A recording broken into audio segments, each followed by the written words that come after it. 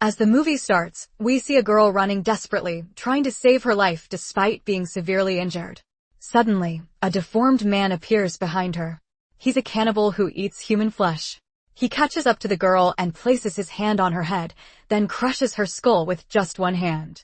Due to the brutal way he kills, he's known as Crusher in this film. He takes the girl's corpse back to his house, where his brother is watching TV. Crusher drags the body outside and starts chopping it into pieces. Meanwhile, a video is playing on a screen inside. It's footage of the same girl. Earlier, they had kidnapped and tortured her. Somehow, she managed to escape, which led to Crusher chasing her down and killing her. Now, Crusher fries her flesh and both he and his brother eat it with pleasure.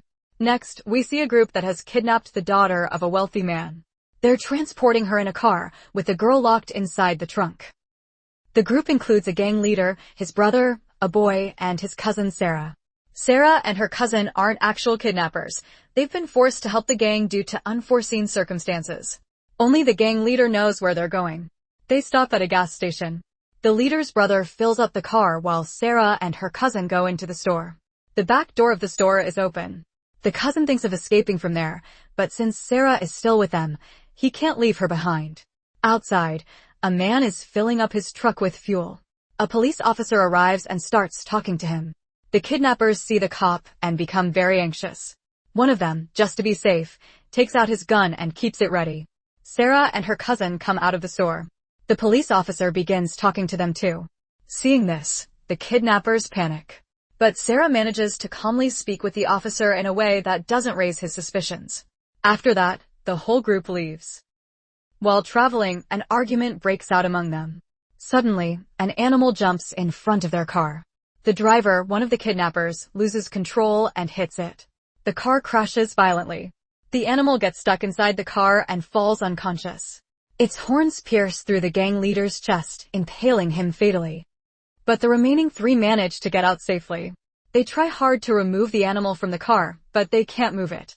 Every time they attempt to shift it, the gang leader suffers intense pain. Suddenly, the animal regains consciousness and starts moving around, causing its horns to dig deeper into the gang leader's chest, increasing his agony. Unable to bear the pain, he shoots the animal in the head and kills it. Still, his condition is critical and he knows he won't survive. His brother grabs the gun and threatens him, demanding to know where they were headed. But the leader refuses to reveal anything. Enraged, his brother shoots him and kills him on the spot. Now, the others are left confused and unsure of what to do next. Their car is no longer working and they're forced to continue on foot. They start debating whether to go forward or turn back to the gas station. They're also unsure of what to do with the kidnapped girl. As they're lost in thought, a truck arrives. A man steps out and, understanding their situation, says, "Two of you can come with me to the gas station. You might get some help from there." But the kidnapper questions him, "Why only two? Why can't all four of us come with you?" Before the driver can answer, the kidnapper shoots him. The driver collapses to the ground. As the kidnapper prepares to shoot again, Sarah's brother intervenes and stops him. Seizing the moment, the truck driver manages to escape into the woods. Now furious, the kidnapper wants to kill Sarah's brother, but Sarah intervenes and stops him. Then they take the kidnapped girl out of the car trunk and begin walking into the forest. Meanwhile, Crusher's brother has been watching them from a distance. Seeing fresh human meat walking right before his eyes, his favorite food, he becomes determined to kill them all. He heads back home to bring Crusher. Crusher, however, is sitting silently, looking sad. He's haunted by the fact that the girl he killed had tried so hard to escape, and he had no choice but to kill her. That memory leaves him in a gloomy state. His brother tries to cheer him up and says, "Don't worry. We have new friends waiting for us outside. Come with me." They grab their handcuffs and head into the forest. Meanwhile, the truck driver, who tried to save them earlier, dies from his bullet wound after walking a short distance. An old man finds his body and immediately calls the police. When the sheriff arrives at the scene, he immediately realizes that the situation is very serious.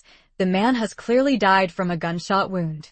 Just then, a message comes over the radio, for kidnappers have abducted a girl and are on the run.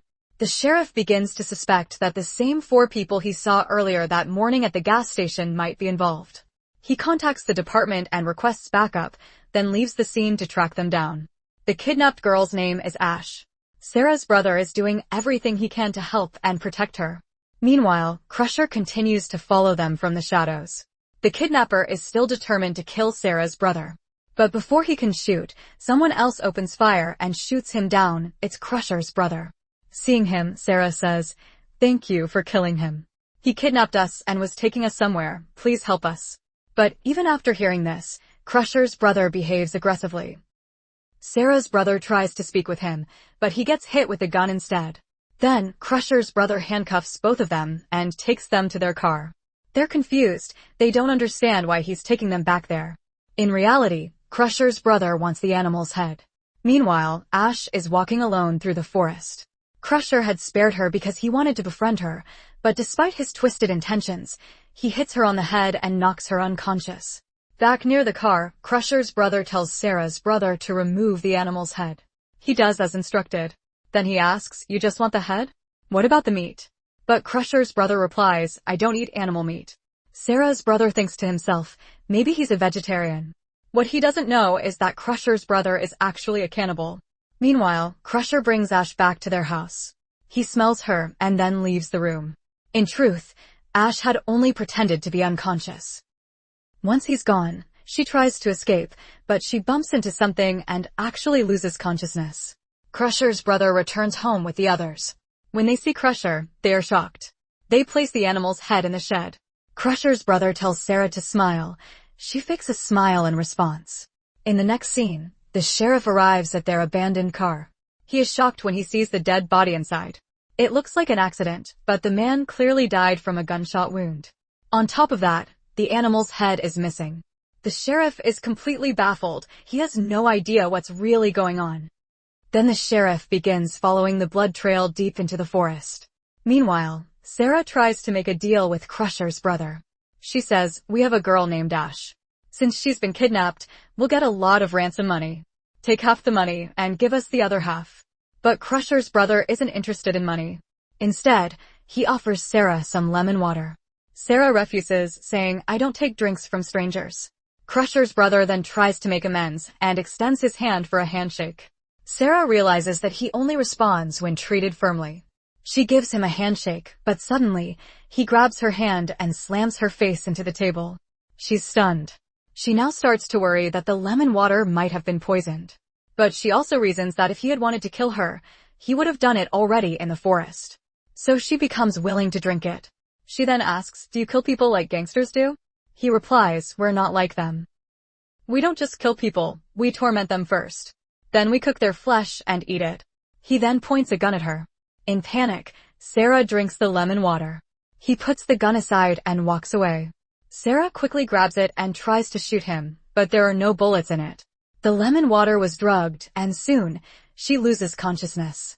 Crusher's brother then goes to Ash, who is tied to a chair and pretending to still be unconscious. He removes the cloth from her face, and we finally get a good look at her. Meanwhile, Crusher is beating up Sarah's brother, knocking him out. Crusher's brother tells him to lock Ash in the shed. Crusher obeys. Then, Crusher's brother hangs Sarah's unconscious body outside, all while recording it on camera. His plan is to watch the footage later for his own twisted entertainment. Next, he brings Sarah's brother inside and ties him to a chair. He splashes water to wake Sarah, making her scream loudly in front of the camera. Ash hears the screaming and begins trying to free herself, using the animal's horn that's nearby.